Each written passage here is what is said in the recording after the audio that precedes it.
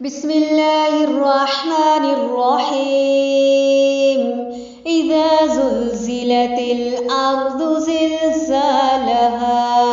وأخرجت الأرض أثقالها